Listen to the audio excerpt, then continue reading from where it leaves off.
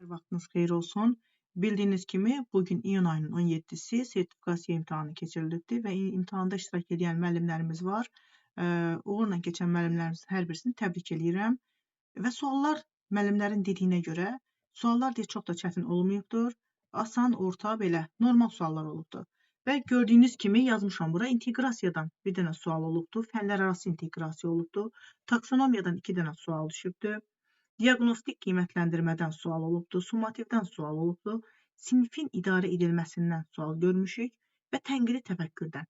Baxın müəllimlər, hər il qiymətləndirmə mövzusundan həmişə deyirəm, yenə də deyirəm, baxın, həmişə qiymətləndirmə mövzusundan sual görürük. Həm miqdə, həm sertifikasiya imtahanında görmək mümkündür. İdrak taksonomiyası olmazsa olmaz, oradan sual görürük.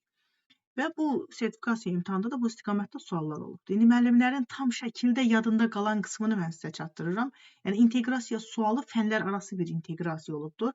Sual təxmini belə olubdur ki, yəni şagirdlər dil dərsində ədəbiyyatla əlaqəli bir inteqrasiya qururlar. Cavab fənlər arası inteqrasiya götürülübdür burada. Və burada yadda qalan suallar var ki, onları yazmışam. Diaqnostikdən belə bir sual olubdur ki, diaqnostik qiymətləndirmə ilə bağlı yanlış fikir hansıdır? Yanlışı soruşub burada.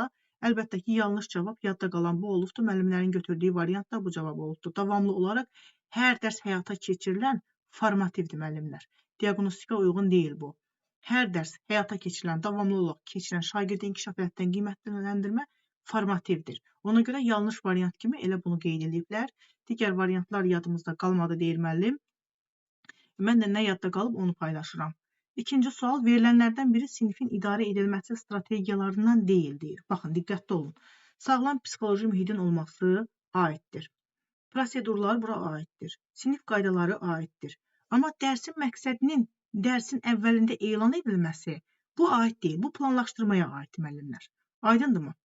Aid olmayan deyir. Bax, deyir, verilənlərdən biri sinifin idarə edilməsi strategiyalarından deyil. Aid olmayan sinifin idarə edilməsinə dərsin məqsədinin, yəni təlim nəticələrinin dərsin əvvəlində elan edilməsi. Bu planlaşdırmaya daxil olan bir cümlədir. Gözləntilər də aiddir. Sonra digər sual bu şəkildə olubdur. Effektiv müəllim şagirdləri ilə münasibətləri ilə bağlı doğru fikri müəyyənləşdir.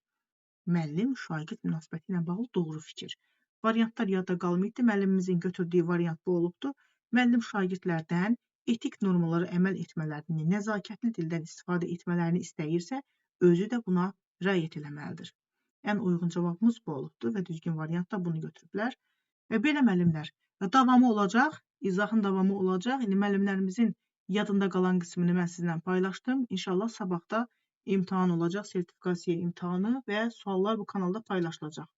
Ümid edirəm sizlər üçün faydası oldu. Kanalıma abunə olun ki, müəllimlər burada paylaşımlar olunacaq. Diqqətiniz üçün təşəkkür edirəm.